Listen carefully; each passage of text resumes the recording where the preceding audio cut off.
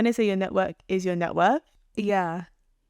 I like that phrase, but sometimes I find it a bit like, talk a little bit more. Like, so like, I feel like your net worth is your network is your net worth makes 1,000,000% perfect sense, because over time you do become the average of the people you're around. So I hear that fundamentally, but I think sometimes people just use it as like a throwaway term to like latch onto people that have things that they might want without building that like intentional foundation. And this can seep into like mentorship, friendship, sponsorship, or even relationships. Okay, wait, before we even go into relationships, we all know what relationships are, but mentorship, sponsorship, explain what that is. Oh, okay. So this is not a textbook definition. Don't come and quote me in it. Don't come and quote me. But the way I perceive mentorship is when it's a relationship that's formed between usually someone with more experience in something. It could be professional, non-professional, what the case is, but somebody with more experience sharing their experiences and imparting wisdom on somebody slightly less experienced that wants to, aspires to be in the position of that more experienced person. Sponsorship, on the other hand, is when I think somebody, again, slightly more experienced or more senior, leverages their network to help get physically share opportunities or get someone more junior in those spaces. Yeah. So they may not necessarily give you advice, but they may say, oh, a job's coming, I can put your name in, I can put a good word in for you. So sponsorship, I can sponsor you to get this role, to get to this place, I think, to have this opportunity. Exactly. And I think the third facet that people don't really talk about is also coaching. And again, a coach in a professional sense could just be a figure that doesn't really give you the answers, but they tend to be impartial. They tend to be impartial. So they won't be your manager or anybody that sways you in any decisions on your career, but they will help prompt you to think about things in a way that will get the answers out of you yourself. So like our coaches will probably ask us questions about, so now that you're coming towards the end of the grad scheme, what do you want out of it? What are the important things to you now that you're rolling off? They won't tell you, look for this, and this, but they'll tell you what's important to you and what do you want out of it. So they prompt you. Yeah, that's what they do. And it's a bit almost like, for me, I feel I'm almost annoyed sometimes with my coach. She's a great person, like fantastic person. But I'm just like, tell me the bloody answer. I feel that. I feel that. You know, like I wouldn't come to you with this. Like, that's how they start the session. They'll be like, so what do you want to talk about today? Bruh, I came for answers, Bob. So I come and bring you the topic now. I came for answers. I came for an answer. But then she'll be like, so what are you going to do about it? But that's what you're here for. That's what you're supposed to be here for. But it's true that I think you know what it is? I think it's a good way, because the fact that impartial means that you essentially are what they are almost as a facilitator, right? Yes. And I think we actually need a lot more facilitators in our life so that we can have our own life, so that we can come to our own decisions. We can actually go about things in a way that will best suit us and best please us, rather than a way that will best suited our coach, or because what worked for our coach 10 years ago might not work for us right now. Yeah, right. So I think in a sense the coach might actually be the most valuable one when you think about it. It depends on what you need and in what season and what time of that you are going through at the moment. But in terms of giving you that autonomy that is often lacked with other people that help us make decisions in our life, they give you the most. Agreed.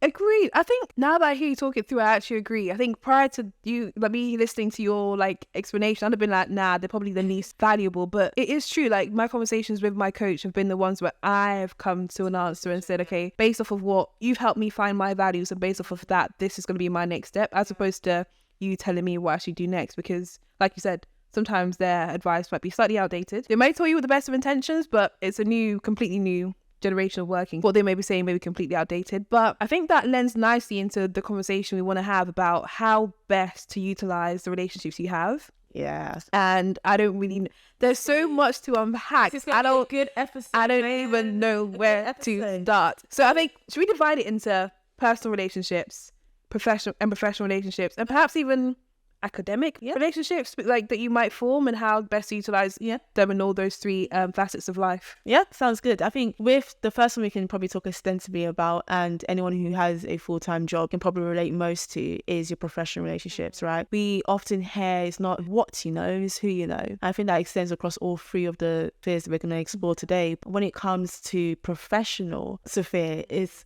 really and truly, I don't want to say it's what you know. We are smart girls, but we don't know everything, right? And you're smart as well, but you don't know everything. I'm sorry to tell you, but you don't. So a lovely girl over here, right, has actually had internships. You can actually listen to our earlier episode when we talk more a little bit about uni life, etc. But she's had internships, time in corporate before actually entering corporate full time. I had none of that. So there were things that I didn't know was the norm, or what to expect, what was accepted. All I had really was knowledge from university and from school, right? And, you know, what you hear through the grapevine, which is often not true. I do think when it comes to maximizing who you have around you, when I started grad scheme, I was very blessed in my first rotation, for sure, to have individuals who were aware of the fact, and I think our company is pretty good at that, who are aware of the fact of you're new, we're here to grow you, we're here to give you potential. There's no such question that is a dumb question. Have individuals be like, okay, cool, this is what you need to do to get to here. And you don't need to feel a type of way about learning. Agreed. Having and finding those individuals, I think, within a professional sense, despite being at the beginning of your career, the middle of your career, throughout your career, I think is very much a thing that you need to think about. Finding someone in the company that has the same values as you, the same mindset, not the same mindset per se, but the same ability, or the ability rather, to cultivate a mindset that you can be proud of. We can testify, I think, within corporate space, there are individuals who are right next to you, who may not perhaps have the awareness, I guess you could say, beyond their workload, which means they don't have enough time for you at the end of the day, is basically what I'm trying to say. So finding individuals who have the time, who have the values, who have the genuine want to actually be like, okay, cool, me and you get along. One, that's the first thing. Two, and I have the ability to take you from here to there, no matter what. You could be the same peer group. You could be any level, right? It could be for a small task. It could be for getting a job. It could be for finding out what to do on a day-to-day. Having an individual or individuals within the workspace, I've rambled enough, who actually you get along with. Number one, and actually want to help you genuinely is what you need to look for. Agreed. And I think what you said, again, I really reflected on it, and I really do relate, because we've been on the same grad scheme, we've shared similar experiences. But I was just also thinking, for those of us who, or for people listening who perhaps haven't been so lucky to sort of land in a position where you're automatically given these people that are committed to be your mentors, your coaches, or your sponsors, how do you go out to reach out to somebody asking them to be your mentor, your coach, or your sponsor? I mean, I think the first thing that comes to mind is that to some degree you have to understand their workload and also have something to give in return. There's this new term I'm sort of hearing called reverse mentoring, where they will mentor you, but they also might value your input as a young grad, whatever else. Say if you're cold emailing somebody, cold messaging someone on LinkedIn, asking them to be your mentor, you can't just say, hi, I like you, mentor me. Help. Right? More likely than not, the person you look up to is going to be super busy. So I think acknowledging their schedule, specifically asking for why it is that you want them specifically to mentor you, and then perhaps offering some line of value back. Maybe you're going to help them with their admin, or I don't know, they're trying to raise something that you can volunteer for free at. Like some sort of reciprocal relationship there could help you get a mentor. Focusing on the professional relationships, mentorships, whatever. Now, say we've all got a mentor, we've all, be it internal, be it external, we've got our mentors. How can we really optimize the relationship we have with them? How would you recommend people really make the most of the relationships with their mentors, coaches, or sponsors? Regular communication. Regular communication. Unfortunately, even though I just said that my coach, I think, probably adds the most value to me in conversations between sponsor and coach and mentor, although I really like my mentor, but anyways, what's it? I haven't spoken to her since December. Oh, It's now April. A whole quarter's passed. Things have changed. Yeah. Which means the questions that I had for her like 2 months ago, a month, last week, they've changed, and they're going to change in the next couple of months. And tomorrow is Monday. But yeah, key thing, maximum thing, I think, would be communication. You've already mentioned it before, right? They are busy. Everyone's busy, but they are busy. Oh, yeah. Okay? Look at their diaries. They're busy. Yeah. You need to take the initiative to put in the time. If you don't have access to their diaries and you can't see when they're available, they'll most likely have PAs or EAs. You can ask them. For those that aren't aware, what's the PA, what's the PA, so personal assistant and executive assistant, that you can go to find out, or to ask, hey, can you find some time in your diary for, I don't know, John's, for me and John to have our sessions, right? Take the initiative, set up those regular intervals. A good mentor, coach, sponsor will be like, regardless before your next session, if something comes up for either of you, right, and you want to be like, oh, I really have a desperate question I really need an answer to, and I don't have anyone else to ask help, they should be willing to just drop you a Teams note, so that whatever platform you use, to enable you to continue being your best self, best professional self. So that would be my biggest tip, in my opinion. It's got to be communication. Agreed. And you've got to be on top of that. So the second thing, I'll just say 2 things, is transparency. And that with transparency comes being open to receive and open to give. If you're not open to receive and open to give, my God, what's the point? What is the point? You're wasting everyone's time then. It's one of those things where you've got to be wholly committed to actually wanting to know more, or wanting to pick apart the person's brain. Because, I mean, apart from in the stead of the coach who's going to pick your brain, generally accepting the fact that you don't have the answer. You do not know. You are here to learn. I think comes with maximizing the value that you can get from these professional relationships. I really like that. Thank you. Really, really, really like that. And I think, again, this is the benefit of like having 2 minds speaking about the same topic. Because again, my mind went to completely different things. Like the first thing that came to my mind was similar actually to what you're saying about taking ownership of putting the time in and everything else. But even when you were doing that, I was thinking along the lines of also setting the agenda of what you want to discuss. Because at the end of the day, these people, with all due respect, don't actually need to speak to you. They're the senior one at the end of the day. They've got the experience. They know what they're doing. They don't need to spend time with you. So if you're the one putting time in, you have to set the agenda. Like, I think both of us and all of us sort of do it with our mentors, where we'll send a meeting request alongside an agenda of, I want to talk about this, and that. Straight to the point, no waffling. I mean, obviously you have your camaraderies, whatever, but straight to the point. We're not wasting the person's time. I think they do appreciate that, particularly when they're more senior.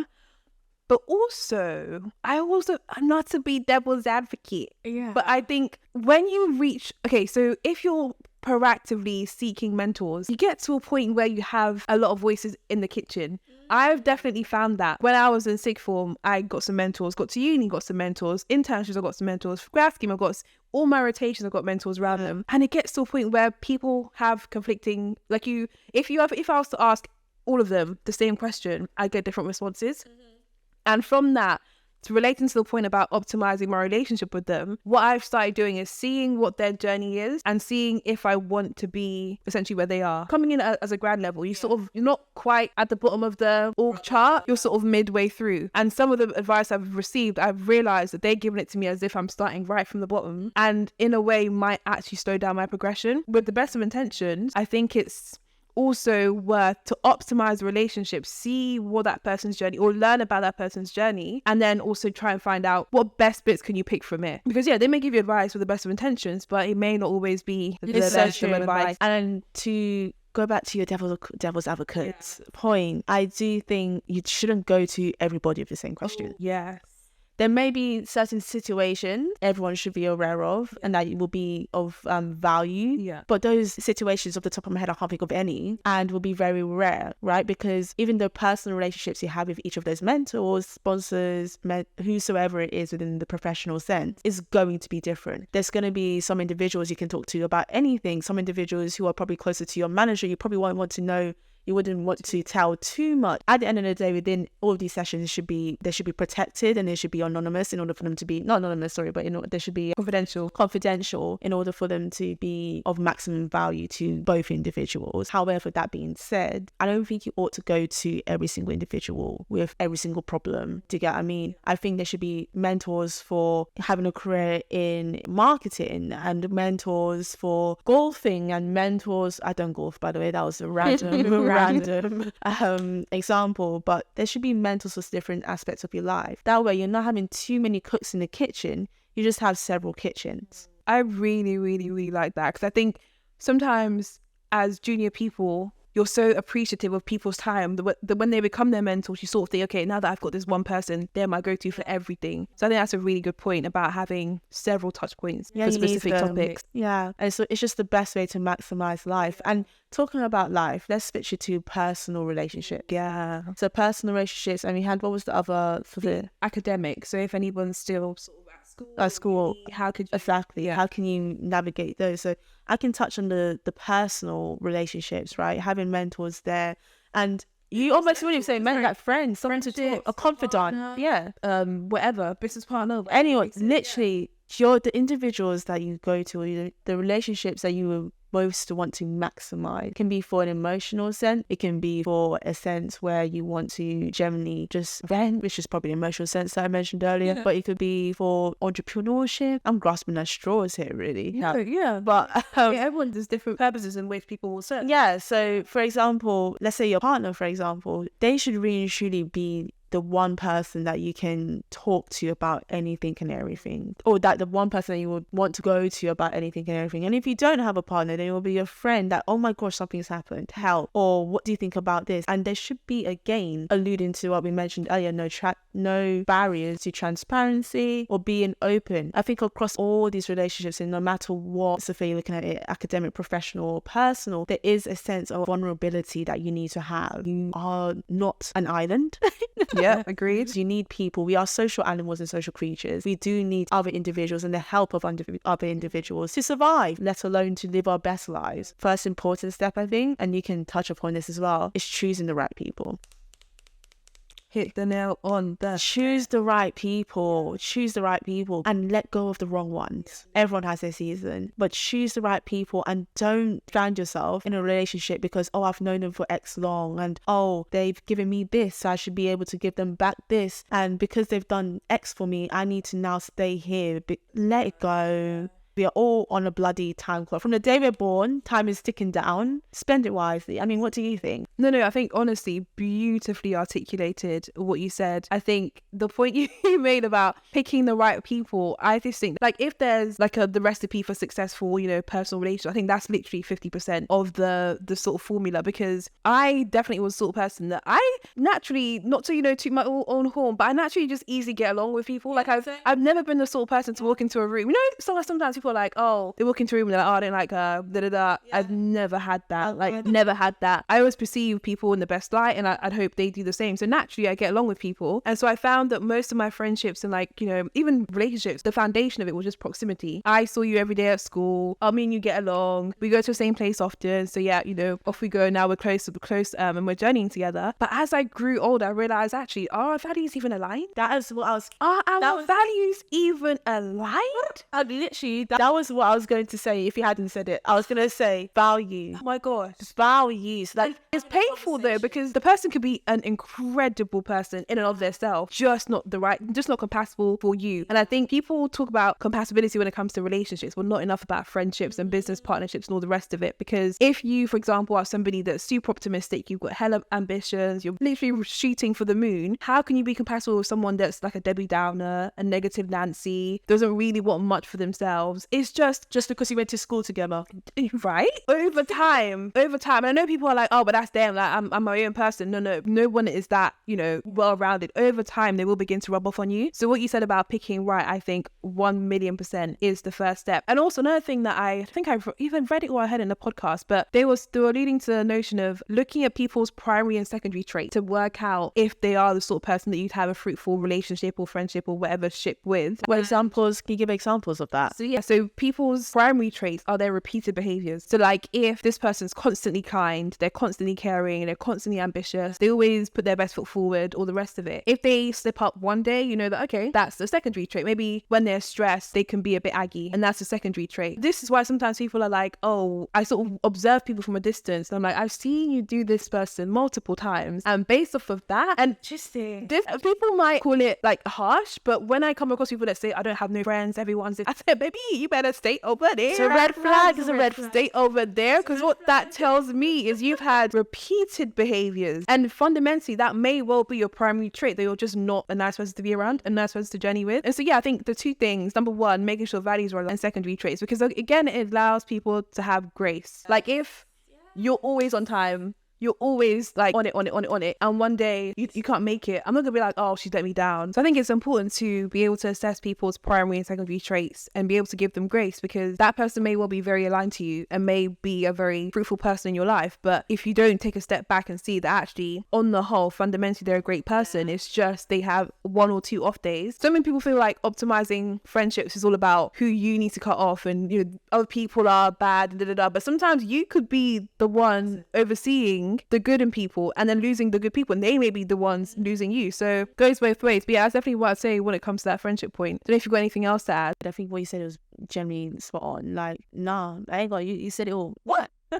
You said it. But I think also for our audiences that are perhaps in sixth form, in colleges, at uni, how could they best leverage their relationships with in an academic sense? Now that could mean people they study with, might mean their professors, might mean their teachers. Do you have any sort of... Okay, so for me, it was very much a case of you're going to sit next to someone completely new. Unless you're at school, even at school, you might sit next to someone different. It starts with you. Be a nice person. No, fuck being nice. Don't be a nice person. Be a kind person. You can't expect to have someone give something to you if you too can't give it to them or are not willing to give it to them. It's not the right thing to do, and it just won't put you in a good standing with anybody in the future. I think one thing that you ought to know is what your limits are with any relationship, and know what you can offer someone or how you can provide value. When you're in school, you're both in the same course. There's going to be people or individuals with different strengths around you naturally. So it's to find out not find out per se, because the person next to you might, let's say, be better at writing essays and you're better at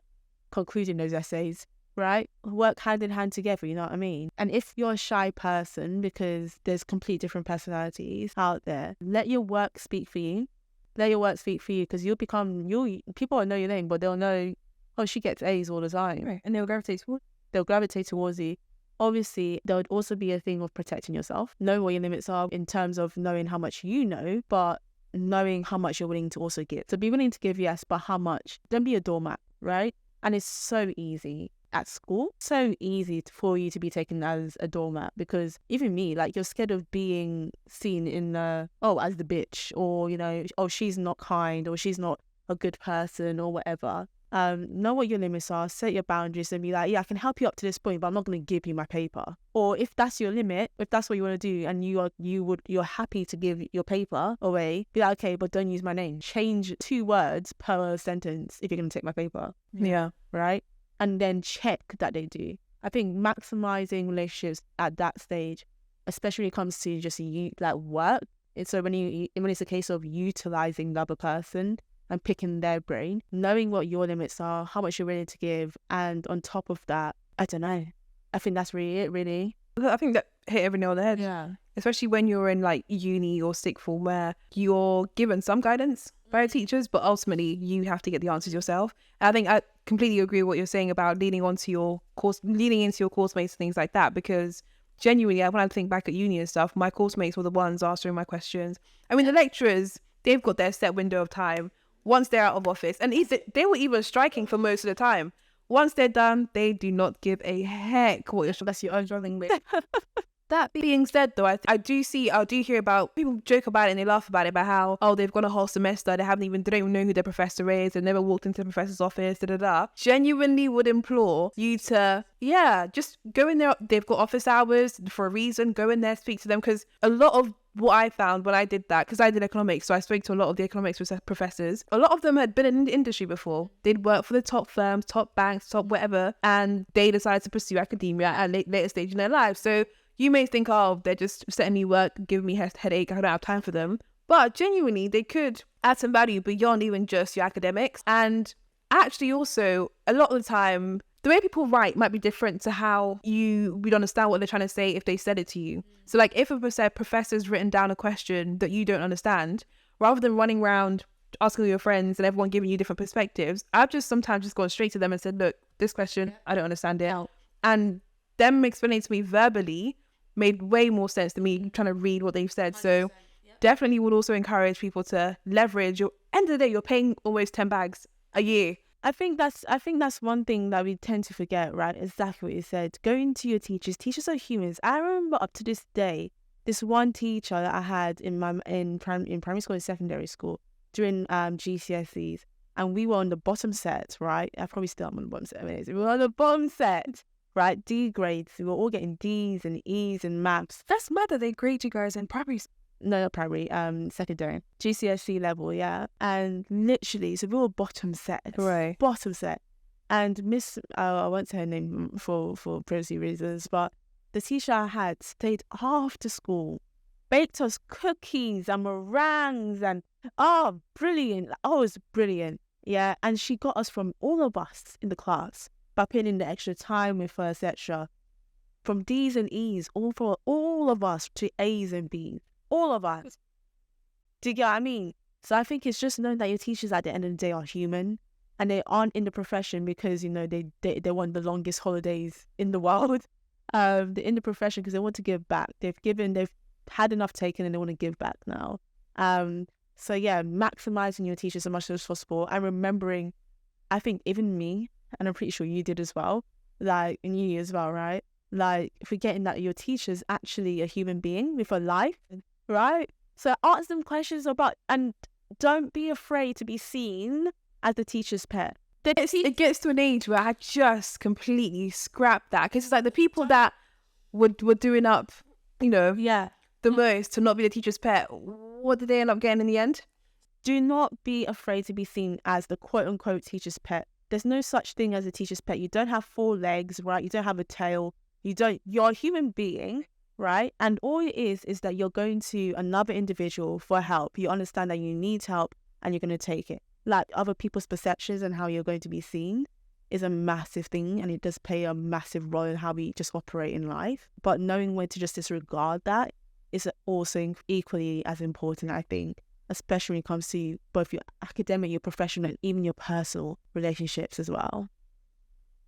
Well, that's a lot. Well, that's genuinely a lot to chew on, a lot to digest. But I think it's so important to actually sit down and actually have reflect on these sorts of topics, because I think we sort of live in a generation now where either you're seen as like, oh, you're a bear gift, you know, you take your relationships and, you know, trying to get mentors and that kind of stuff seriously. And then there's also the opposite extreme where people are just cutting people off left, right, and center.